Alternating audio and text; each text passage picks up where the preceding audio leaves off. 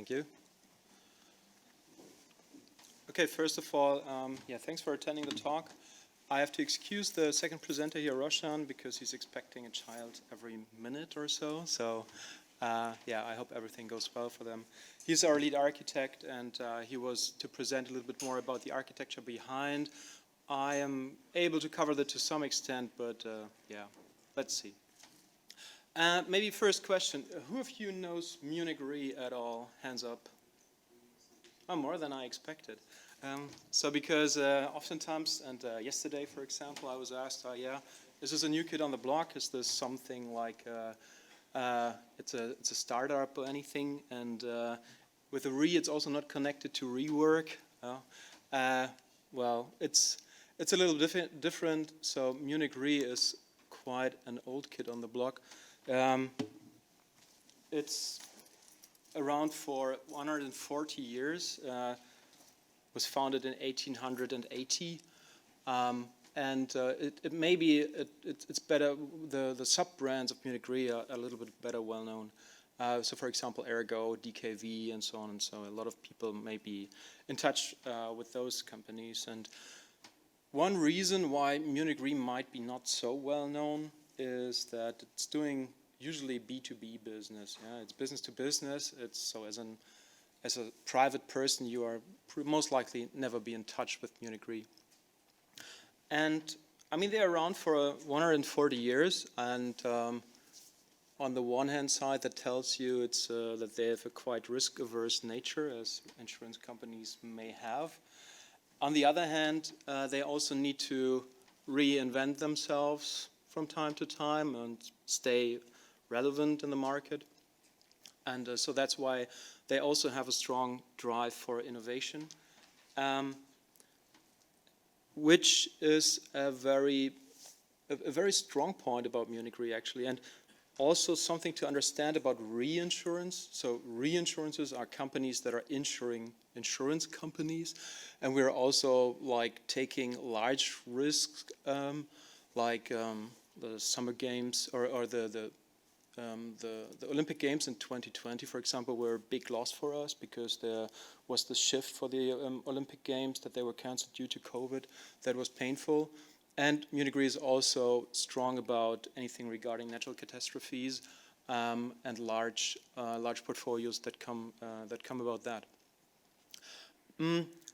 So they are playing also a different role to the insurance industry than common insurance companies. Of course, we have a primary insurance company like Ergo. This is something you would have on also as a private person, as a contact on the other side. But Munich Re, the clients of Munich Re are insurance companies themselves. And a lot of insurance companies themselves, they don't have these large data scientist teams and so on.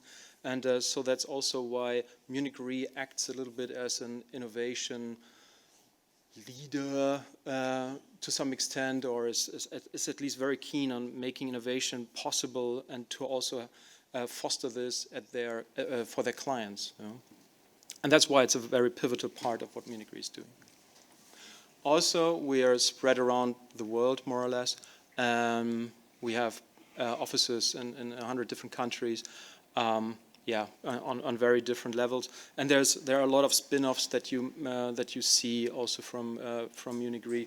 I think one is here as well. It's Cert AI. It's also a Munich Re company. So we are quite active in that space. Okay, but enough about that. Maybe when you think about, is there a presenter view, by the way? It's a black screen, but it's okay. I try to manage via the slides here. So of course, when you're an insurance company, a lot of stuff that you're doing is about text. Yeah. So text is ubiquitous in insurance companies, and here's the value chain of a rather generic value chain of insurance business, where you are of course exposed to text data more or less everywhere. And, well, a general thinking could be, if you are a person and you look at what you're doing on a day-to-day basis, a lot of stuff in an insurance company is probably about dealing with text. of course, there's also a lot of stuff about dealing with with structured data. But me and my group, we have a focus on unstructured data, text. I'm a program manager, so we are managing a platform that we are offering in-house, but also a couple of use cases that we are providing to the company.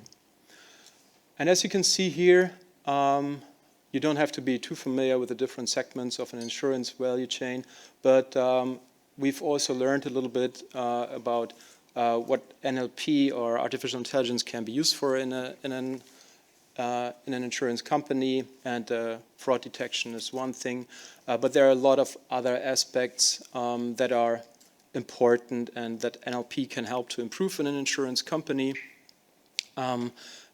Risk insights is a very important thing for us, as well as pricing, to understand, and that goes together somehow, right? As an insurance company, you need to end up with a price where you're saying, okay, you have this risk, and that costs you that much money in order to get coverage for it. So risk insights and pricing, they're very pivotal for us. And also in contrast to a lot of other companies, maybe applying artificial intelligence for us is not so much about FTE reduction or so that you try to get rid of people or something to improve the efficiency of your processes, because a lot of stuff that we are doing, at least, it's not that labor intense. So it's really more about the risk insights and the pricing information. But that as well is also then a little bit difficult to identify the right use cases for the company, because a lot of use cases in AI, are of course about automation. You know? Okay. Then let me tell you a little bit about the platform that we're having at Munich Re. And so, as I said, a lot of stuff in insurance companies is about text. Yeah? So quite naturally, Munich Re was also starting a lot of POCs and a lot of projects quite a while ago already. But as it is normal, you start with some prototypes, and they live and they die and so on. And after you have created a couple of prototypes and a couple of POCs, you probably want to make sure that you're not reinventing the wheel all the time again, and but instead want to have like a central platform which is helping you to persist knowledge, to become reliable, and to become scalable, and all these things. You know? Of course, there is also a lot of vendors which are promising a lot of things, but well, we learned that there's no like silver bullet that from a vendor who would solve your problems. So for us, it's twofolded, this whole thing. It's an integration platform as well, so we're also integrating vendor solutions in here for single capabilities. And on the other hand, it's also that we as data scientists at Munich Re need to be, let's say, as knowledgeable as the vendors, in order to also understand what is promised, what can they deliver really, and to be able to be in a position that we can really create the solutions that we want. Also, it comes with quite a lot of difficulties, as you may know, when you want to productionize models, when you want to work with software engineers and data scientists together. So that was a source of constant joy.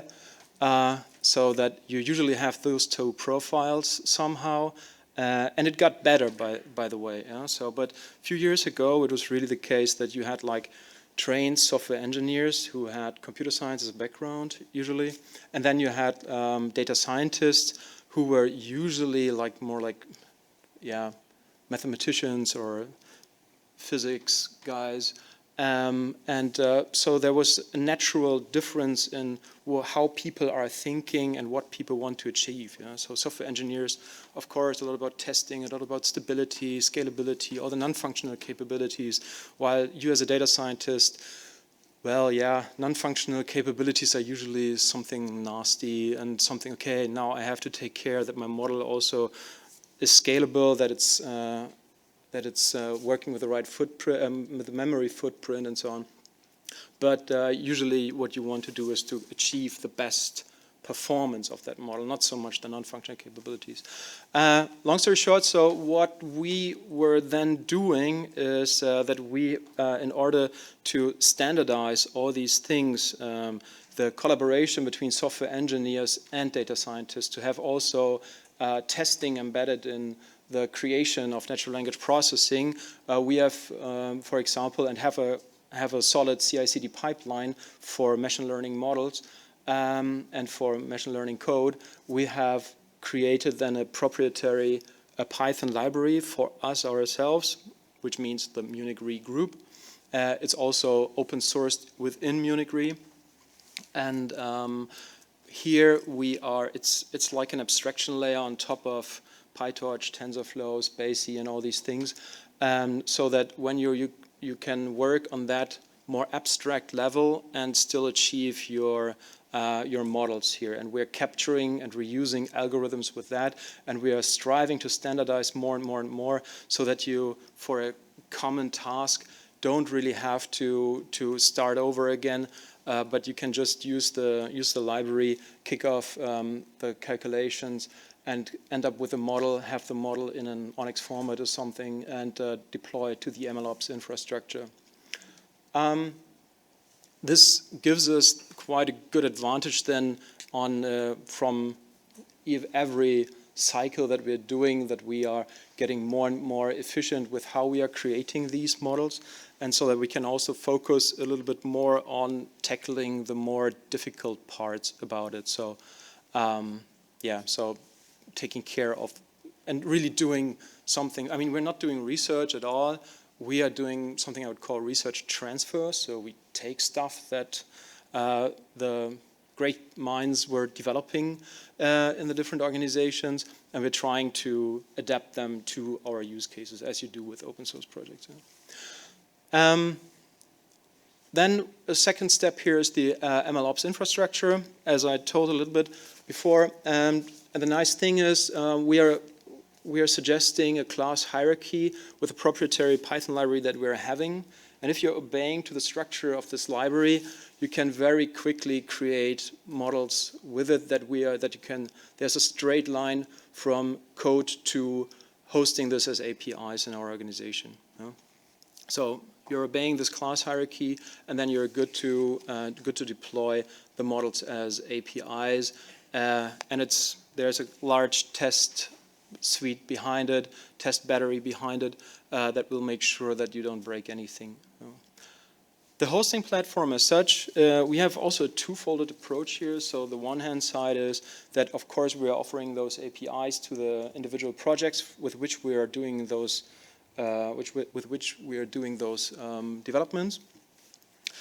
But we're also aiming for opening as many APIs as we can for the organization as such. So if you're in Munich Re and you want to create a product or a project, you're free to lift a couple of, quite a good amount of APIs that are there just for using and for trying it out for your own project to create then, create your own solutions or to give you a head start somehow.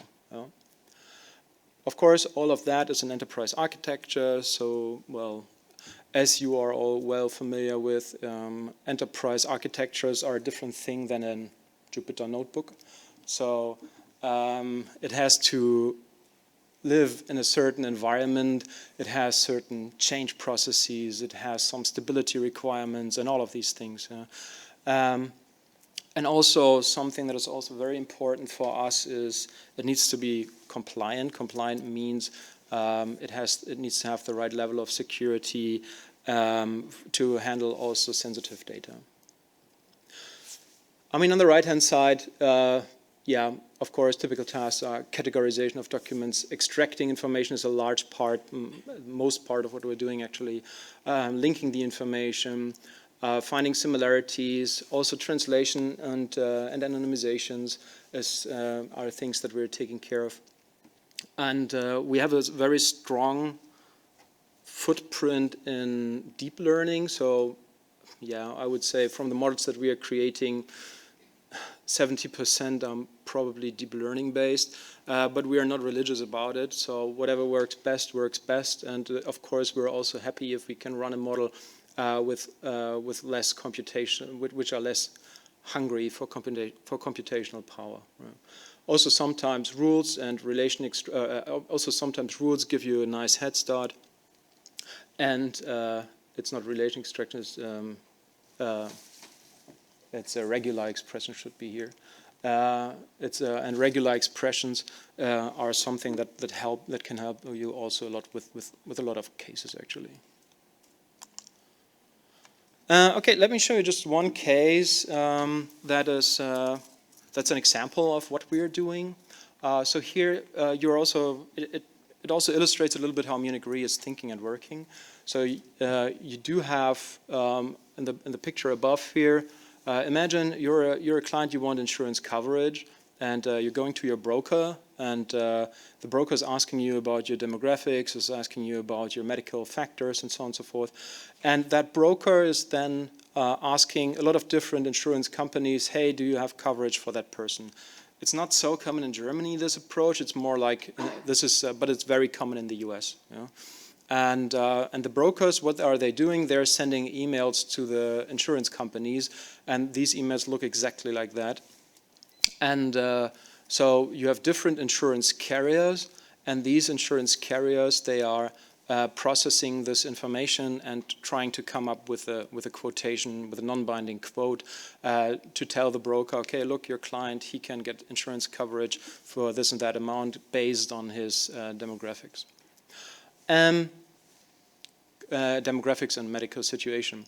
So Munich Re is creating a product for those carriers, which they are selling then to those carriers. So Munich Re is not doing the sales of it itself or something, or is not doing the processing or the contact with the broker itself. But here are the insurance companies, which are the companies which are in contact with the broker. And what you're seeing then here is the NLP task that is important. It is about understanding, okay, what's here written in this email to become able to answer quickly and to scale. And what you're seeing here is that we need to make categorizations in 3 different kinds of dimensions, so demographic factors, medical factors, and other factors. And it's also on different levels what we have to do in terms of natural language processing. One thing is we need to, of course, doing named entity recognition, but then we also have to do some classification afterwards. So to understand, okay, now we know this is an entity, but now we also have to understand, okay, what kind of entity is this here? Which example do I have here? So let's say, okay, here it's now a drug, for example. You have identified something as a drug, but then you also want to understand which kind of drug that is. You know? When it comes to demographics, of course, BMI, age, and so on is very important to understand. And here also very different aspects come into play. And when you're reading emails, it's also very confusing at times, so that you're reading, okay, someone is age 22, but at age 19 he started to develop whatever, right? So just because there's an age mentioned, it doesn't mean that this is the actual age of that person. You have to also differentiate what number in there is now really the age. And that's a rather difficult task. So also other NLP tasks come into play here. Like relation extraction is something that keeps us pretty busy here, and that's a tricky beast from our perspective. If you really want to get down to it. Okay, that is one example of a use case. How much time do I have left? Okay, enough. Okay, that's one use case example. I have another use case example here.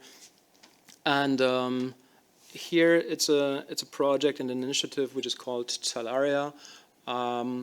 and it's an innovation initiative of Munich Re, where we are co-creating with a startup-based solution where you are having a so-called invoice-to-cash solution, which means that when you are when you're having a business and you're making contracts with another business, you want to make sure that the other party is paying you, and you can and is not defaulting in the meantime or not paying their invoices. And if you want to do this, you need to understand, of course, how creditworthy your counterpart is, and there are a couple of factors which are coming into play here, but it's very, let's say, important because to understand from news articles about those companies here. Of course, for any given company in the world, there is the option that some Moody's or Standard & Poor's or so would assess your company and give you a credit rating, but that only holds true for large organizations. So when you're working with or small and medium enterprises, no Moody's will knock at your door, or you won't ask any Moody's to perform an assessment, because that's quite an extensive thing to do. So what are you left with? So there's a lot of structured information that you could get from the internet, of course, but a very important source of information are news data, of course. You know. And we are analyzing those news data with different kinds of approaches to make predictions, or to have a prediction model in the end of whether a company would go bankrupt or not. And we are applying different kinds of NLP techniques here. Yeah, just to name a few, it's we're using question answering approaches here. We're using sentiment analysis, context classifiers, and so on to come up with predictions of how likely it is that a company will go bankrupt. Unfortunately, I cannot share too many more details about this, but this is what we're doing in terms of natural language processing to analyze such kind of news data.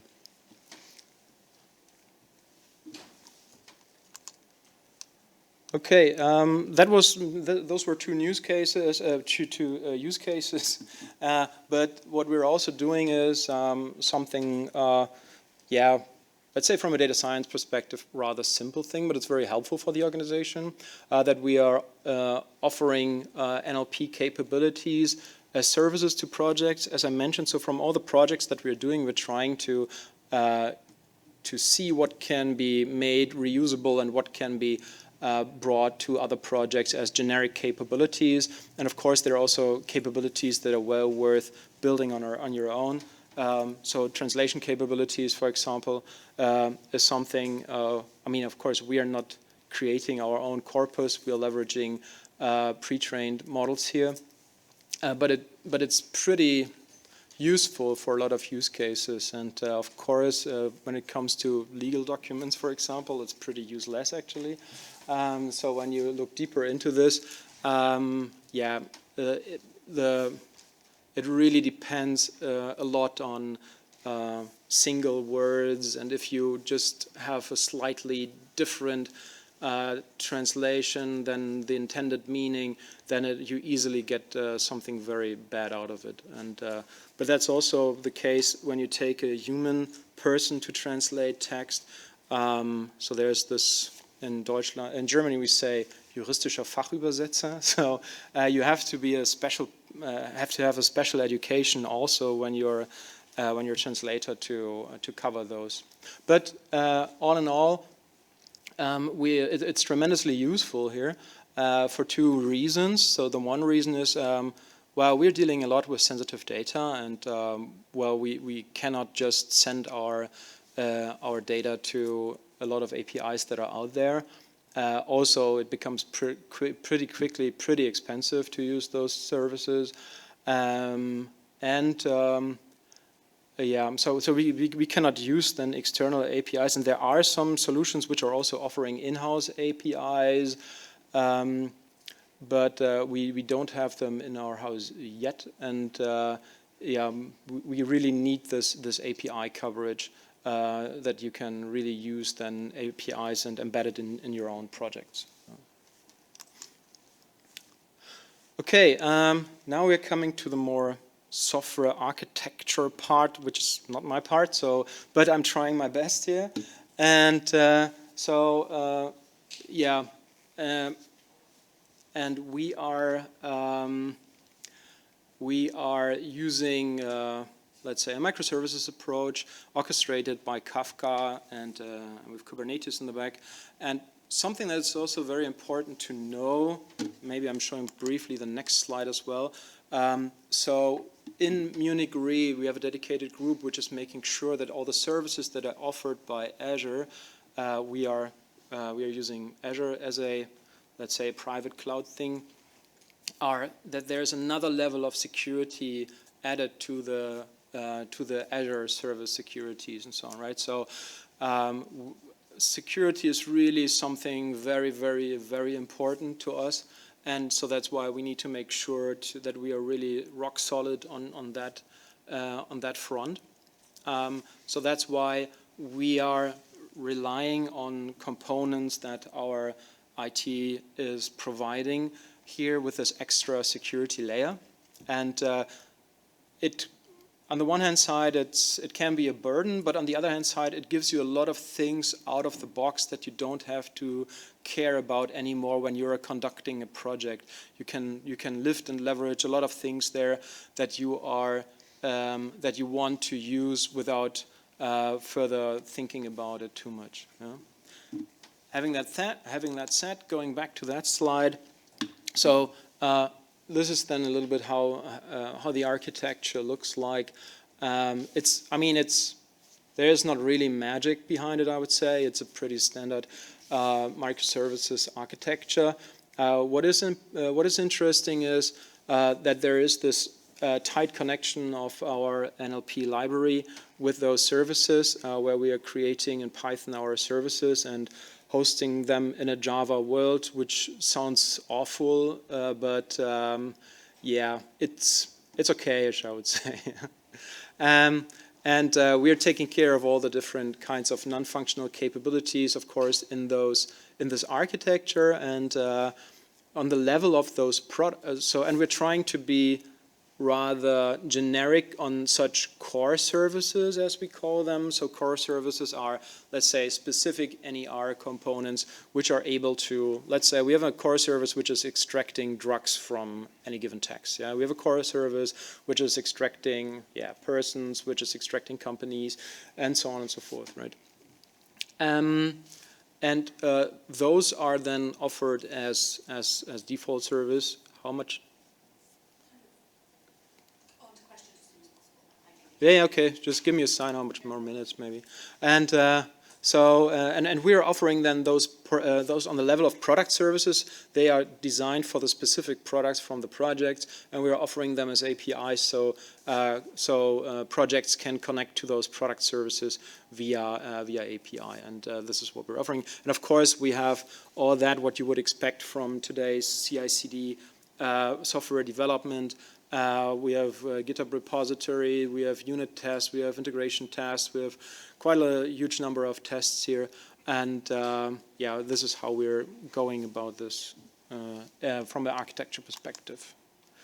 I have one more slide, which is only just one minor detail on that we are also leveraging workflow orchestration tools to be able to have like a training pipeline so that you don't have to train the stuff yourself on your machines or anything. And here you can brute force train different kinds of models, kick it off on your on the infrastructure, and collect then your models and deploy them in the end.